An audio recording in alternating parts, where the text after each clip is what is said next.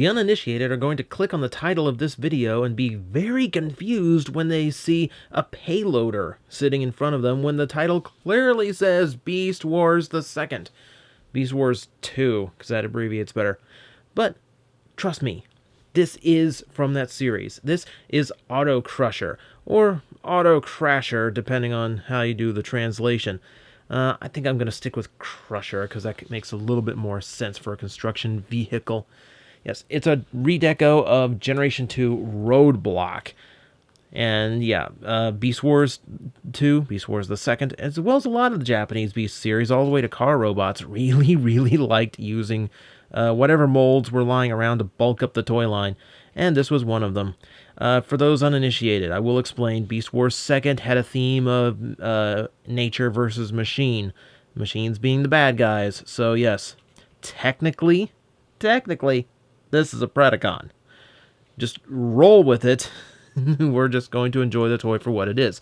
So yes, it's a lime green payloader, so it gets the Constructicon mostly there. And in spite of its secondary plastic color being a darker shade of green, they just could not help themselves, and there is that little bit of purple in the way of translucent plastic on the windshield as well as his missiles. You know, just could not resist. But hey, at the least, it's not completely Constructicon, so at least they tried. Well, they kind of didn't, but hey, whatever. It is a beef cake of a machine. I was going for beefy, and then I hesitated, and then I just farted in my brain. I'm just going to roll with it. Speaking of, you see, he doesn't have much ground clearance, so you gotta have him transform just right to get him to roll. But once he does, he rolls quite nice, as he is a rather heavy toy, and these are rather large wheels that pick up friction a lot, and he's squeaky. Wow. WD-40, just a little bit. Detail-wise, I like some of the stuff going on. There's a bunch of hydraulics molded into the arms here, and the scoop does lift up, so that's always a plus on these types of toys. You also have his exhaust pipe in the back, which that's a detail that I find gets left off a lot, so it kind of surprises me anytime it's actually in there. Cab section itself, not a whole lot of detail going on. It's a very dark shade of purple, so from here I cannot quite make out what's going on inside, but it's not a whole lot really. It does have some silver paint apps going through here for the diamond plate floor, as well as a little bit down to the side, though that's more of a robot mode detail that we're going to get to here in a bit. But for the most part, yeah, he's Generation 2 in style, at least as far as the new Generation 2 goes. It's kind of light on the molding, but it's got it where it counts, and it still makes for somewhat of an interesting toy. So, let's get him to robot mode, and I'll show you what makes him really interesting. Now, first off, we have to get these missiles off. They just peg in for storage, so not a big deal there. But to get him into an actual vehicle mode, and I should have mentioned the taillight stickers. See that little black switch? Well, we got to flip that over here. So I showed you this thing rolling before, right? So if I roll him now, he just kind of stands up all on his own for his robot mode, and I find that exceptionally cool. And the cool thing about that, it works the other way. So if I go in reverse, it all goes back to where it's supposed to. Well, if that part doesn't get stuck, it goes back to where it's supposed to be. So there's your vehicle, robot, and then back the other way. Well, you're getting stuck a lot this time. I was doing this before the actual review, before I turned it on. There we go. That's a little bit smoother.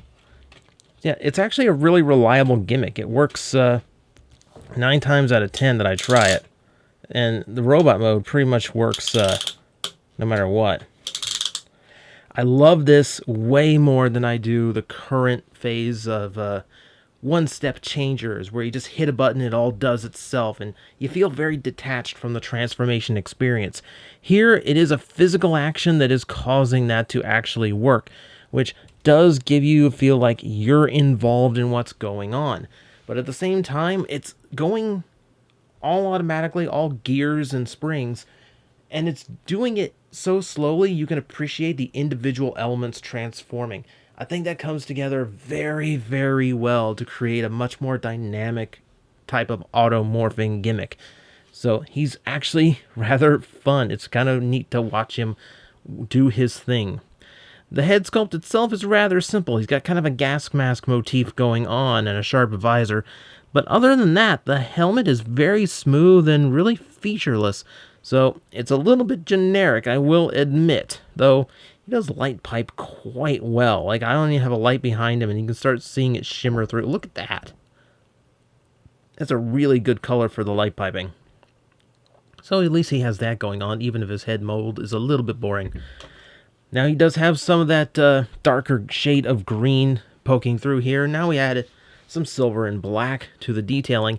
But for the most part, he does not have a whole lot going on. There's a lot of bare green area here. A lot of paint would have been, you know, if you'd actually been decoing this thing properly, would have gone into the chest, into the shoulders and such. They left it pretty much just as sparse as they could get away with, I think. And it's just enough color detail to make him work. Not enough to make him interesting, though. So, for as far as new details go, that underside of the scoop does have a little bit of some molding to it. Not a whole lot, though. This really needed a sticker or paint somewhere along the line. A little bit of molding to the shoulders, if you can imagine those as shoulder cannons or something. A little bit to the sides. Most of the tech details in the legs, but this being the new Generation 2, and this is actually toward the end of Generation 2, so they were just more focused on get the gimmick in, just so we have something that kids can play with and it can do neat things. So there are other things that it can do as a result. This little buzzsaw has a little switch on the backside where, it spins on a simple little motor gimmick. So that actually works quite well. So again, we're dealing with gimmicks that kind of work. And then there are those missiles, which that's what the right arm is for. And they are smart about these missiles because not only are they not, they're not the hex, the plus shape that you normally see that kind of catches no matter, that only catches in one direction. They all catch in any direction, so they're easy to put in, easy to fire, and you get 4 of them, even though there's only one launcher. The downside is it does stick out very far from the launching mechanism, so it's not exactly the most not exactly the most clean of gimmicks. Let's call it clean. Yeah, that's good enough. It's as good as I'm gonna get. All right, so for articulation, wouldn't you know, it's rather simple. The head does rotate, so you have that going for you. Shoulders raise forward as well as outward. Universal rotation there. That's good. Bicep rotation works. The elbows on both sides reach to the 90 degree. That's an excellent thing. And that's about it. So this is more in the later G2 era when they were making up their own toys and figuring out gimmicks and everything. But unfortunately, it does not quite get the articulation that, say, the Cyberjets got to enjoy. So that's a pretty big knock against it. This is about the automorph trick. If you are into it, it actually is quite fun to see in action. And if it's not your thing, well, he's really not going to do a whole lot for you. I will at least mention you can still store his missiles in this mode. So technically we didn't even have to take them off, but it just makes them look a little bit cleaner. There's one downside. He has no hands whatsoever. This is one of the reasons why it kind of struck me weird that he was an Autobot over here during G2, and why they was trying to recast him as an Autobot later on.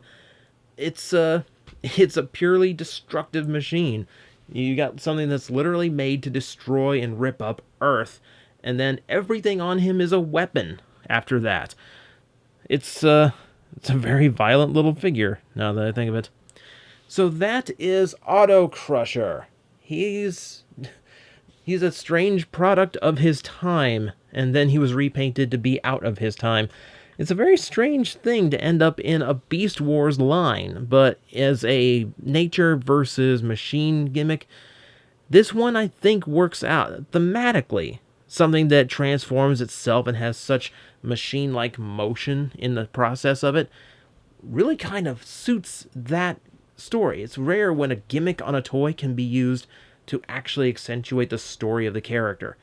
That said, it is really limited. So if you track one down, make sure you absolutely love that gimmick function, because that's really the one trick he's got going for him.